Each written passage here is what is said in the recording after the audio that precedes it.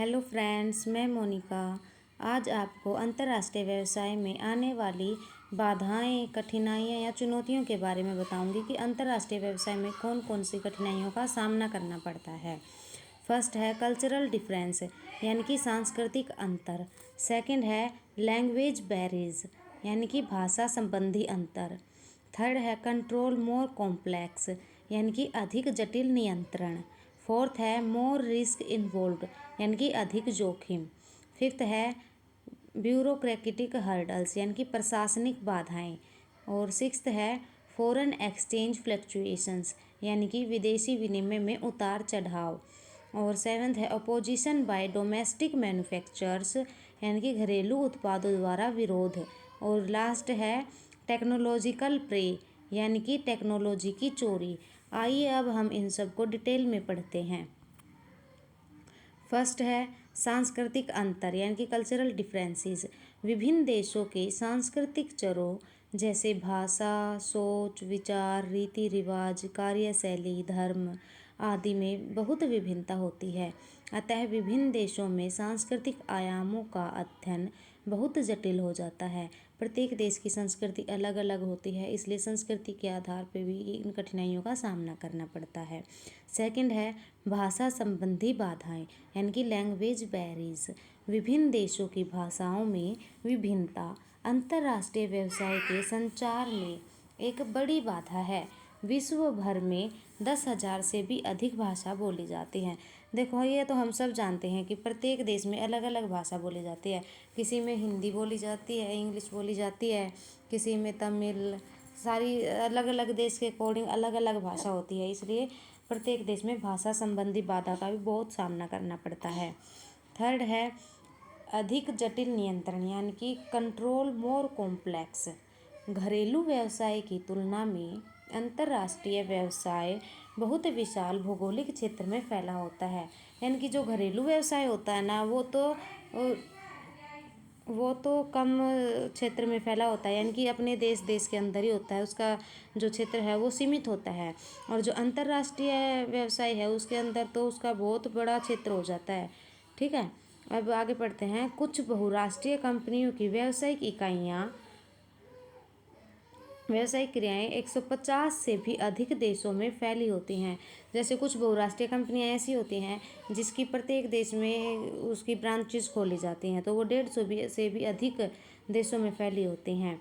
अधिक दूरी के कारण परस्पर मेल जोल बहुत अधिक समय अंतराल पर ही होता है। जब दूरी ज़्यादा होगी तो मेल जोल भी बहुत ही लंबे समय के बाद होगा। ठीक है। अत्यधिक सांस्कृतिक विभिन्नताओं के कारण सहायक कंपनियों पर नियंत्रण करने में बहुत कठिनाई आती है। जो अत्यधिक सांस्कृतिक डिफरेंस है उसके कारण जो बहुराष्ट्रीय कंपनियां हैं उनके ऊपर कंट्रोल करने में बहुत अधिक कठिनाई का सामना करना पड़ता है। अब फोर्थ है अधिक जोखिम, यानी कि मोर रिस्क इन्वॉल्व्ड। इसके अंदर, जैसा कि इसके नाम से ही पता लग रहा है, अधिक जोखिम, कि इसके अंदर बहुत ज़्यादा रिस्क होता है। ठीक है। घरेलू व्यवसाय की तुलना में अंतर्राष्ट्रीय व्यवसाय में जोखिम अधिक होता है। जो घरेलू व्यवसाय होता है उसके अंदर जोखिम कम होता है और अंतर्राष्ट्रीय व्यवसाय में जोखिम अधिक होता है। अंतर्राष्ट्रीय व्यवसाय में एक व्यावसायिक इकाई अन्य देशों में कार्य करती है। घरेलू व्यवसाय में तो जो व्यावसायिक इकाई है, जो भी कंपनी है, वो अपने देश के अंदर ही कार्य करती है।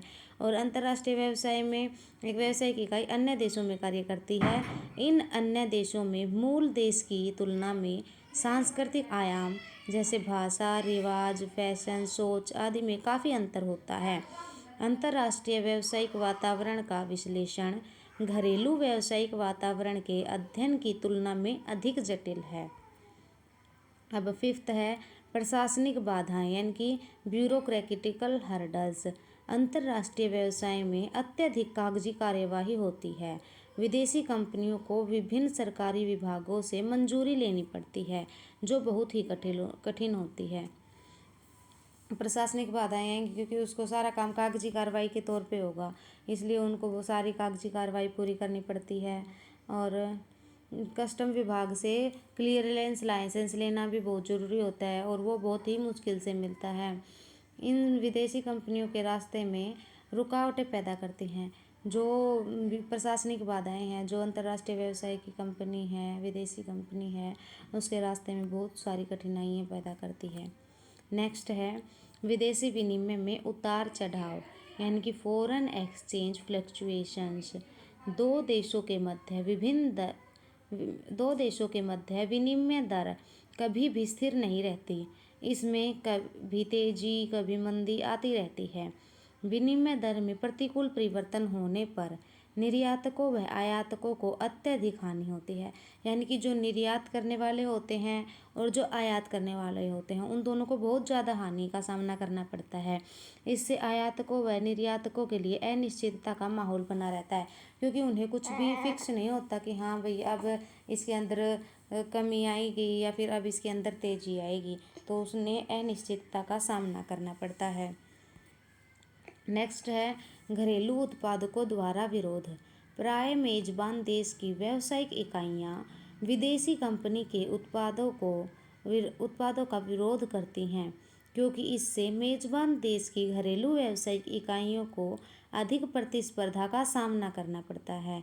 यानी कि उनका जो कंपटीशन है वो बहुत ज़्यादा हो जाता है, बहुत कंपटीशन का सामना करना पड़ता है, क्योंकि बाज़ार में बहुत सारी कॉम्पिटिटिव कंपनी होती हैं। कई बार घरेलू देश के सामाजिक संगठन भी विदेशी उत्पादों के विरुद्ध प्रदर्शन करते हैं। जो सामाजिक संगठन है वो भी इनका विरुद्ध चले जाते हैं। नेक्स्ट है टेक्नोलॉजी की चोरी, टेक्नोलॉजिकल प्रेसी। कई बार कुछ मेजबान देशों में पेटेंट संबंधी अधिनियम बहुत सख्त नहीं होते।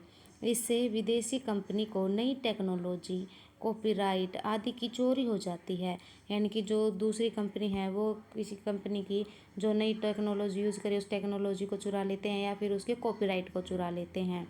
मेज़बान देश में इसके नकली उत्पाद बने रखते हैं, और जो भी मेज़बान देश होता है उसमें उस कंपनी से के नकली उत्पाद बना के बेचे जाने लगते हैं। इसलिए सबसे बड़ा चुनौती यही है इसके टेक्नोलॉजी की चोरी होना, कि जिस टेक्नोलॉजी का यूज़ कंपनी कर रही है वो टेक्नोलॉजी चोरी हो जाती है और उसके प्रोडक्ट नकली प्रोडक्ट बना के बेचे जाते हैं। आशा है आप सबको मेरी वीडियो पसंद आई होगी। मेरे चैनल को लाइक, शेयर एंड सब्सक्राइब ज़रूर करें। Thank you.